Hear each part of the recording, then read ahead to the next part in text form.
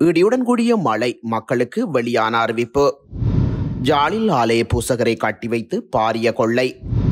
வெள்ளம் காரணமாக விவசாய நிலங்கள் பாதிப்பு. வெள்ளத்தில் பாதிக்கப்பட்ட மக்களை விரைந்து மீட்டெடுத்த இராணுவத்தினர்.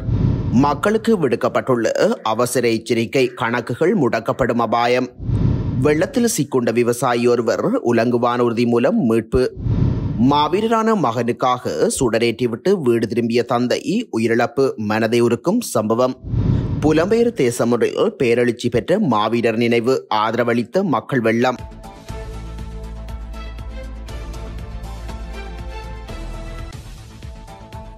வடக்கு மாகாணத்திலும் திருகோணமலை மாவட்டத்திலும் அவ்வப்போது மழையோ அல்லது இடியுடன் கூடிய மழையோ பெய்யக்கூடிய சாத்தியம் காணப்படுவதாக வளிமண்டலவியல் திணைக்களம் தெரிவித்துள்ளது. வளிமண்டலவியல் திணைக்களம் விடுத்துள்ள அறிக்கையில் இதனை குறிப்பிட்டுள்ளது. தென்மேற்கு வங்காள விரிகுடா கடற்பரப்புகளுக்கு மேலாக விருத்தியடைந்து ஆழமான தாளமுக்கம் நவம்பர் 28ஆம் தேதி இன்று அதிகாலை 2:30 மணியளவில் திருகோணமலைக்கு வடகிழக்காக ஏறத்தாழ 100 கிலோமீட்டர் தூரத்தில் நிலை கொண்டிருந்தது. இந்த தொகுதி வடக்கு வடமேற்கு திசையில் மெதுவாக நாட்டின் கிழக்கு கரையை அண்மையாக நகர காரணமாக நாட்டின் பெரும்பாலான பிரதேசங்களில் மேகமூட்டமான வானம் தொடர்ந்தும் காணப்படும் என எதிர்பார்க்கப்படுவதுடன் வடக்கு மாகாணத்திலும் திருகோணமலை மாவட்டத்திலும் மிக பலத்த மழை வீழ்ச்சியும் கடும் காற்றும் எதிர்பார்க்கப்படுகின்றது. வடக்கு மாகாணத்திலும் திருகோணமலை மாவட்டத்தின் சில இடங்களிலும் 150 மில்லிமீட்டருக்கும் அதிகமான பலத்த மழை வீழ்ச்சி எதிர்பார்க்கப்படுவதாக வளிமண்டலவியல் திணைக்களம் தெரிவித்துள்ளது.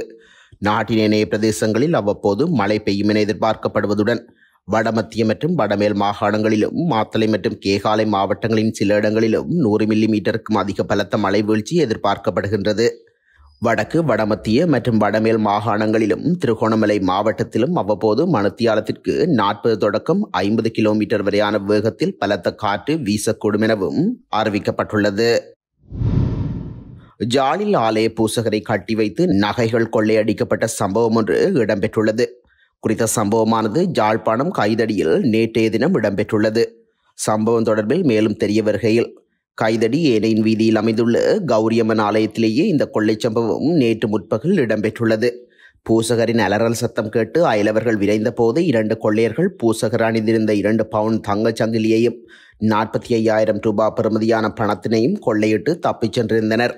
கொள்ளையருக்கு உதவிய பெண்ணொருவர் இதன் போது பிடிக்கப்பட்டு காவல்துறையினரிடம் ஒப்படைக்கப்பட்டுள்ளார்.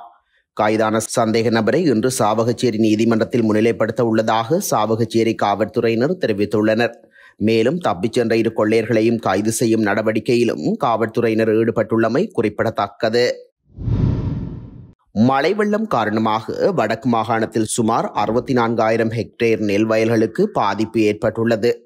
மன்னார் மாவட்டத்தில் கூடுதல் பாதிப்பு ஏற்பட்டுள்ளதாகவும் சுமார் 23,000 ஹெக்டேர் நெல் வயல்களுக்கு பாதிப்பு ஏற்பட்டுள்ளதாகவும் தெரிவிக்கப்படுகின்றது. அதிகளவான பகுதிகளில் நெல் விதைக்கப்பட்ட சில தினங்களில் இவ்வாறு மழை வெள்ளம் ஏற்பட்டுள்ளதாக விவசாயிகள் கவலை வெளியிட்டுள்ளனர். அநேக பகுதிகளில் குளக்கட்டுகள் உடைந்த காரணத்தினால் இவ்வாறு பாரிய அழிவுகள் ஏற்பட்டுள்ளன. பாதிக்கப்பட்ட விவசாய நிலங்களுக்கு அரசாங்கம் நட்டஈடு வழங்கினாலும் அடுத்த போகத்தில் அரிசிக்கு தட்டுப்பாடு ஏற்படக்கூடிய அபாய நிலை காணப்படுவதாக விவசாயிகள் தெரிவித்துள்ளனர். நாட்டின் அநேக பகுதிகளில் சீரற்ற காலநிலை காரணமாக பாதிப்புகள் பதிவாகியுள்ளமை குறிப்பிடத்தக்கது. வசந்தபுரம் தாழ்வு நில பகுதியில் வெள்ள நீர் வீட்டுக்குள் புகுந்த நிலையில் பாதிக்கப்பட்ட மக்களை விரைந்து சென்று மீட்பு பணியில் இராணுவத்தினர் மற்றும் போலீசார் ஈடுபட்டுள்ளனர். தற்போது நிலவும் சீரற்ற காலநிலையின் தொடர்ச்சியாக முல்லைத்தீவு மாவட்டத்திலும் மழை பெய்து வருகின்றது. இதனால் வெள்ளம் வீடுகளுக்குள் உட்புகுந்ததால் பாடசாலைகளில் மக்கள் தங்க வைக்கப்பட்டுள்ளனர். இந்த நிலையில் நேற்று முன்தினம் 26ஆம் தேதி செய்த கனமழையால் ஒட்டுசுட்டான் பிரதேச செயலக பிரிவிற்குட்பட்ட வசந்தபுரம் கிராமத்தின் தாழ்வு நில பகுதிகளில் உள்ள வீடுகள் வெள்ள நீர் புகுந்துள்ளது. இதனையடுத்து கேப்பாப்பிலவு இராணுவ முகாம் பொறுப்பதிகாரி ஜெனரல் ஹெட்டியாராய்ச்சி தலைமையிலான இராணுவத்தினர், போலீசார் மற்றும் பொதுமக்கள் இணைந்து பாதிக்கப்பட்ட மக்களை மீட்கும் பணியில் ஈடுபட்டுள்ளனர். மீட்கப்பட்ட மக்கள் தற்போது கருவேலன்கண்டல் பாடசாலை இடைத்தங்கல் முகாம்களிலும் உறவினர் வீடுகளிலும் தங்க வைக்கப்பட்டுள்ளமை குறிப்பிடத்தக்கது. இலங்கையில் பிரபல நிறுவனங்களின் பெயர்களை பயன்படுத்தி பல்வேறு மோசடிகள் இடம்பெறுவதாக எச்சரிக்கை விடுக்கப்பட்டுள்ளது. இணைய முகவரிகளை பயன்படுத்தி சமூக ஊடக பயன்பாடுகள் மூலம் என கூறிவரும் செய்திகள் அழுத்துவதை தவிர்க்குமாறு பொதுமக்களிடம் கேட்டுக்கொள்ளப்பட்டுள்ளது. இது தொடர்பில் இலங்கை தகவல் தொழில்நுட்ப சங்கம் பொதுமக்களிடம் கோரிக்கை விடுத்துள்ளது. செய்தி பரிமாற்றம் அதிகரித்துள்ளமை தொடர்பில் தமது சங்கத்திற்கும் 100க்கும் மேற்பட்ட முறைப்பாடுகள் கிடைத்துள்ளதாக சங்கத்தின் தலைவர் ராஜீவ் யாசிரு குருவிட்டகே மத்தியோ குறிப்பிட்டுள்ளார்.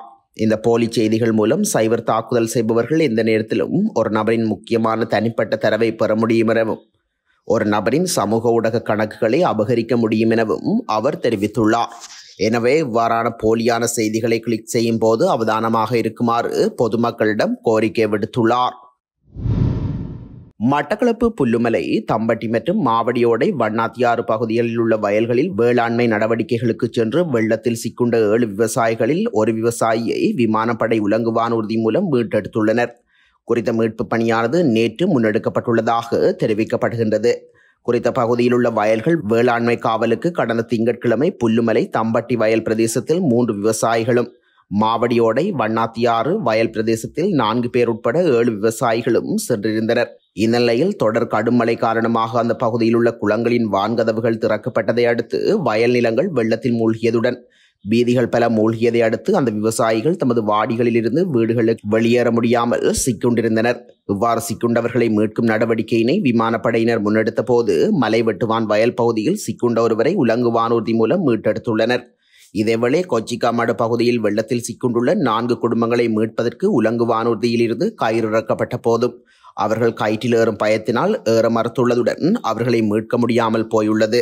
மேலும் புல்லுமலை, தம்பட்டி வயல் பிரதேசத்தில் சிக்குண்ட 3 பேரில் ஒருவர் வெள்ள நீரில் நீந்தி கரையேறியதுடன் ஏனைய இருவரையும் போலீசார் மீட்டுள்ளமை குறிப்பிடத்தக்கது. மாவீர நாளில் மகனுக்காக சுடரேற்றிவிட்டு சென்ற தந்தை அவரது வீட்டில் வைத்து உயிரிழந்த சம்பவம் ஒன்று முல்லைத்தீவில் பதிவாகியுள்ளது. குறித்த மனதை உருக்கும் சம்பவம் நேற்றைய தினம் முள்ளியவளை பகுதியில் இடம்பெற்றுள்ளது. தாயகத்திற்காக போராடி வீரச்சாவடைந்த மறவர்களை உணர்வெழுச்சியுடன் பூசிக்கும் மாவீர நாள் நேற்றைய தினம் தாயகம் உட்பட புலம்பெயர் தேசங்களில் உணர்வுபூர்வமாக அனுஷ்டிக்கப்பட்டது. இந்த நிலையில் முல்லைத்தீவில் நேற்றைய தினம் இடம்பெற்ற மாவீரர் நிகழ்வில் மகனுக்காக சுடரேற்றி விட்டு சென்ற தந்தையொருவர் அவரது வீட்டில் வைத்து உயிரிழந்துள்ளார்.